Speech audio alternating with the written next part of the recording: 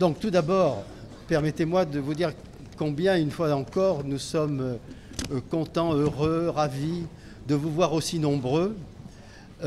Cette fois-ci, vous le savez, répartis en deux amphis, tellement les préinscriptions étaient nombreuses. 500 de capacité cet amphi, 400 de capacité l'amphi d'à côté. Alors vous ne serez peut-être pas 900, mais le nombre qui nous rassure et qui nous ravit. Merci à tous d'être venus, en particulier les élèves des instituts de formation des soins infirmiers, et je remercie les monitrices et les directrices de nous faire leur confiance très fidèle depuis 3 ans, les étudiants en médecine et d'autres disciplines, et puis bien sûr le grand public et les représentants d'associations qui chaque année nous font l'honneur de leur participation. Je voulais également remercier Madame Isébry et Madame Vérani de la faculté qui ont permis la réalisation technique de cette mise en connexion des deux amphithéâtres. Alors, en 2 mots, l'espace éthique azuréen, vous le savez, s'est redynamisé il y a quelques années et il dépend exclusivement du centre hospitalo-universitaire de Nice, dont je remercie d'ailleurs l'aide considérable, et il est en symbiose totale en permanence avec la faculté, en particulier pour ce qui est de la formation et de l'information. L'espace éthique fonctionne avec un bureau et je voulais très très sincèrement remercier tous les membres de ce bureau qui ont fait preuve d'un travail au cours de ces 2 ou 3 dernières années absolument extraordinaire au sein de groupes thématiques dont vous verrez dans nos différents documents l'énoncé. Nous avons 12-13 groupes thématiques qui travaillent sur des sujets divers, soins palliatifs, obstination déraisonnable, spiritualité, enfin, etc.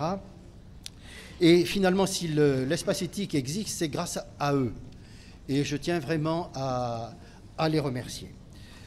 Sachez aussi, et je terminerai par là avant de passer la parole à nos institutionnels qui nous ont fait l'honneur de venir, sachez aussi que nous sommes en train de préparer par le regroupement des espaces éthiques de Marseille, de Nice et de la Corse, qui s'est greffé à nous, ce que l'on appelle l'espace de réflexion éthique interrégionale, qui est une très grosse structure qui va réunir le tout et qui répond à une obligation d'un décret qui a été publié en janvier 2012 et que nous sommes en train de mettre en musique en ce moment. Donc l'année prochaine, on vous parlera non seulement de l'espace éthique azuréen, mais de l'espace de réflexion éthique interrégionale qui aura été constitué.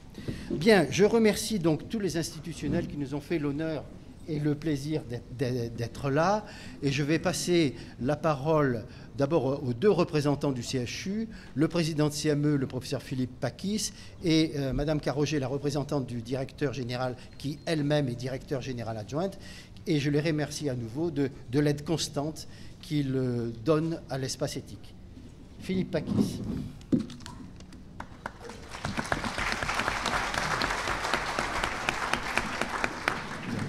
Merci, Monsieur le Président, pour l'organisation avec votre bureau de cette manifestation qui montre le dynamisme de l'espace éthique azuréen.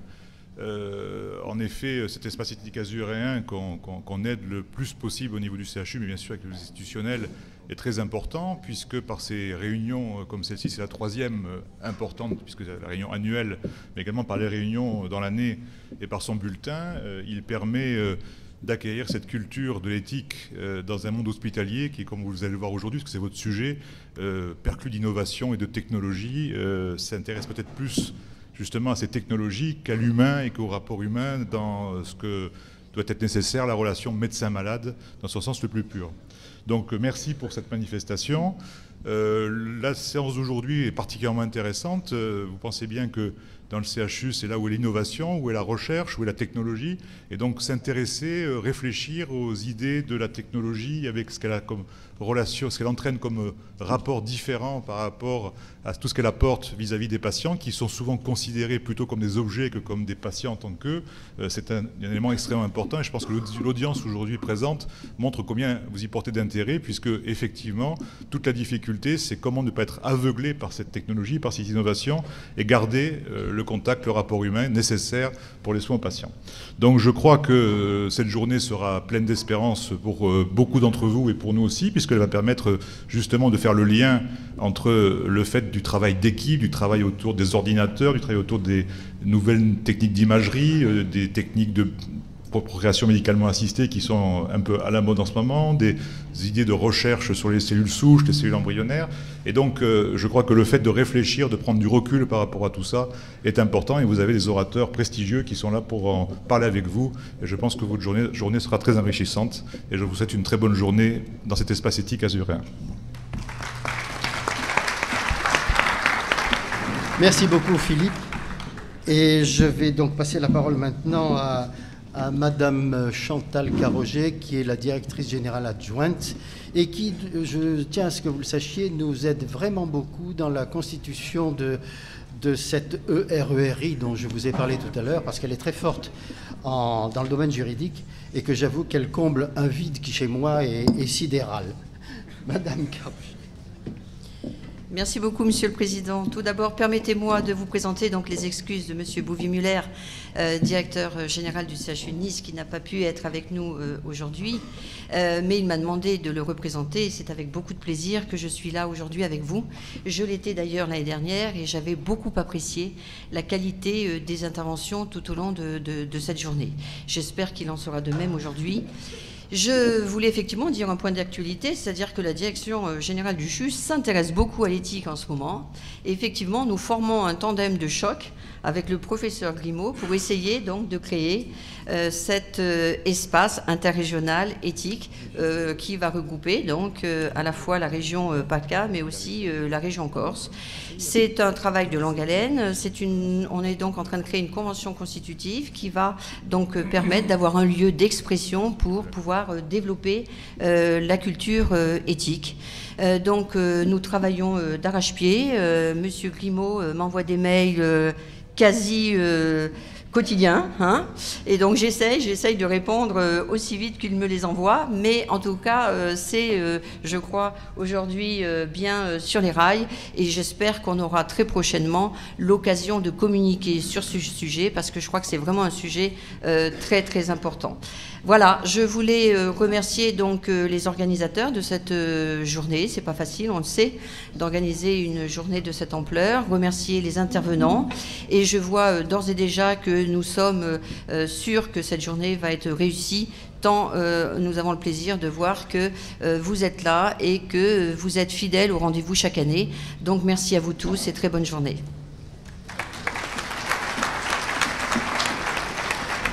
Bon, je voudrais, puisqu'on est dans le CHU, remercier également la direction de la communication et toute son équipe qui fait un effort considérable pour faciliter ces réunions et notre fonctionnement tout au long de l'année.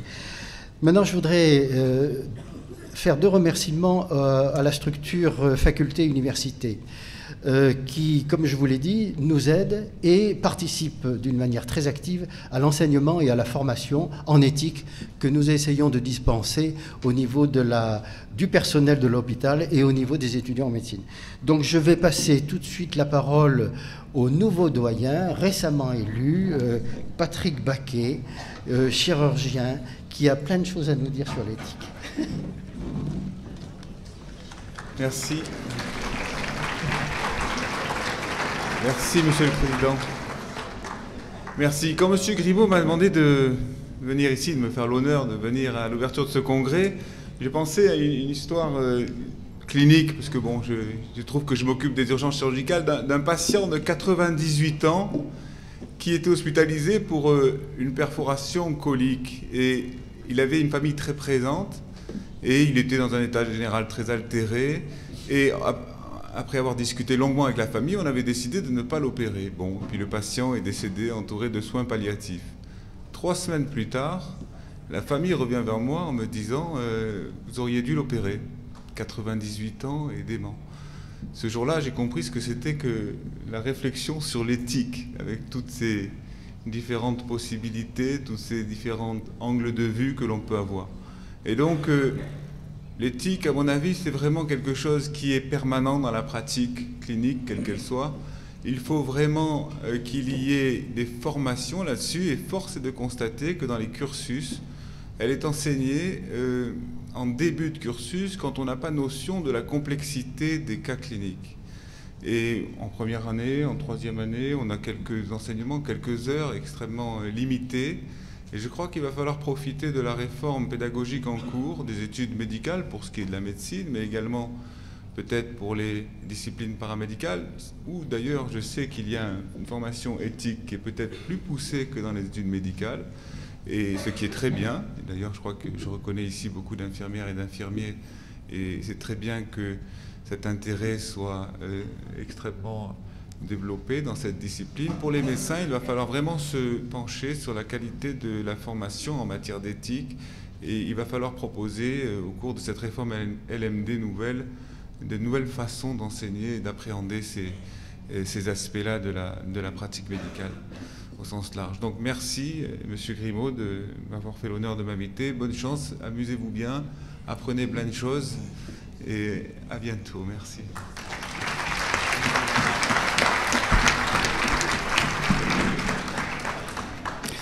Bien, merci Patrick.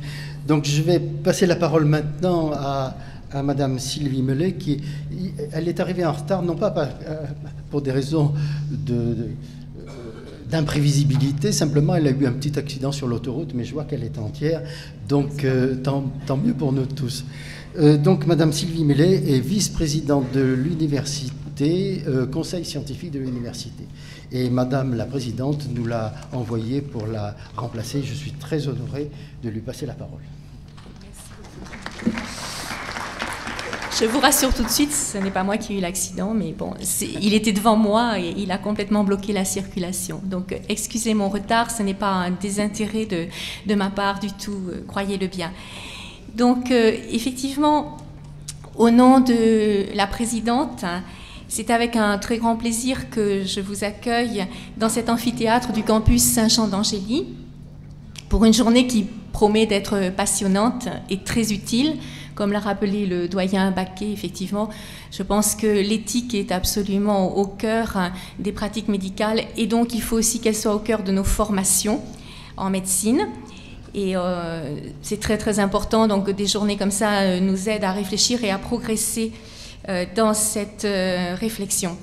À une époque où les problèmes d'éthique en médecine semblent, sinon de plus en plus nombreux, du moins de plus en plus médiatisés, avec tous les avantages, mais aussi tous les inconvénients, bien sûr, de cette médiatisation.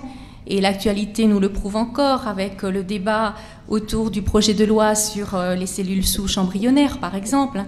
Eh bien, en cette époque, il me paraît très important que puissent exister des lieux et des occasions permettant aux professionnels de la santé, aux chercheurs et aux enseignants-chercheurs, aux étudiants, aux citoyens, de réfléchir posément, de partager des informations précises sur le sujet, de mener des débats contradictoires, argumentés et sereins. La thématique choisie pour ce 3e printemps me paraît particulièrement importante, car aux problèmes éthiques inhérents à nombre de gestes ou de décisions médicales se surajoutent désormais les problèmes qui sont posés par la confrontation entre les technologies et le vivant, et qui complexifient encore ces situations. Ainsi, les risques éthiques afférents, par exemple, à l'acharnement thérapeutique, à la dépendance accrue, à la déshumanisation du traitement, et aussi aux coûts économiques excessivement alourdis par ces nouvelles technologies, sont les premiers problèmes auxquels on pense quand on est extérieur, comme moi, quand on n'est pas du domaine, lorsqu'on associe technologie et santé. Mais il convient bien sûr, sans doute, de mettre dans l'autre plateau de la balance la possibilité d'une meilleure assistance pour les personnes vulnérables, un gain en autonomie qui permet de développer le soin ambulatoire, la possibilité de rester chez soi plus longtemps, une plus grande précision, bien sûr, aussi, et une efficacité du diagnostic et des traitements. Et l'équilibre entre ces deux plateaux de la balance, bien sûr, est comme toujours délicat à trouver et sans doute surtout à maintenir. Je souhaite donc que les communications de cette journée et les débats qui les accompagneront permettent à chacun d'entre vous de participer à cette réflexion et à ces débats sereins, permettent de faire progresser l'appréhension de ces problèmes et de leur donner un nouvel éclairage à même de guider chacun des acteurs dans ce domaine particulièrement délicat. Je remercie donc les organisateurs de ce 3e printemps et notamment le professeur Grimaud et tous les intervenants, et je vous souhaite un excellent travail.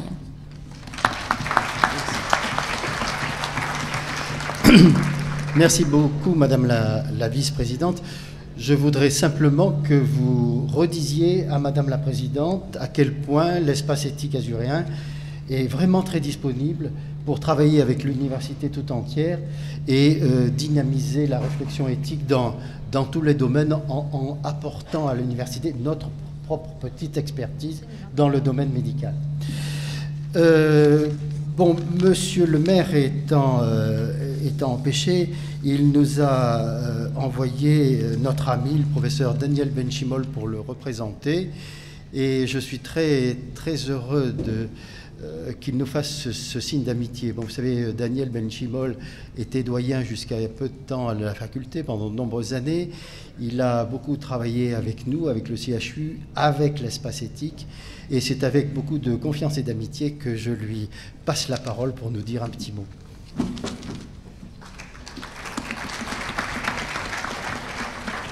Merci beaucoup. En saluant Monsieur le ministre, mon cher ami Jean Leonetti, Messieurs les présidents, vice-présidents, doyens, mesdames, messieurs, chers amis. Effectivement, je suis là pour représenter Christian Estrosi, notre maire, qui ne peut pas être avec nous pour une simple et bonne raison, c'est qu'il préside actuellement un conseil des maires de la métropole, conseil qui va précéder le conseil métropolitain qui va débuter dans moins d'une demi-heure.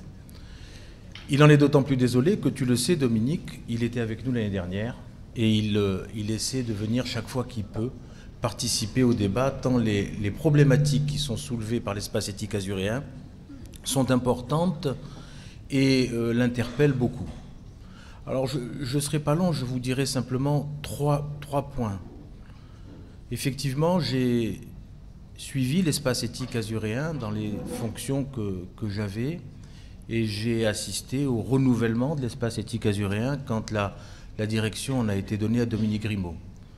Et je voudrais te dire, Dominique, je voudrais dire aussi à l'ensemble de ceux qui t'accompagnent combien on est heureux de voir l'épanouissement de cet espace éthique azuréen et le dynamisme que tu as su lui insuffler et la direction que tu lui as donnée. Et pour ça, je voudrais qu'au nom de tous, on puisse t'en remercier et t'en féliciter.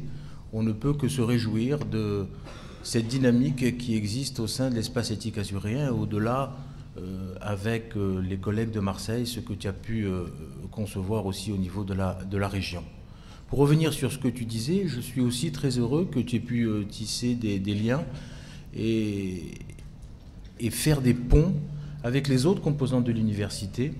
Et la transversalité au sein de l'université est appelée de nos voeux depuis de nombreuses années. Eh bien, l'espace éthique azuréen, en intégrant en son sein l'espace de santé, bien en intégrant en son sein des enseignants-chercheurs d'autres composantes de l'université, eh bien, participe à cette mixité que l'on souhaite entre les différentes composantes de notre université.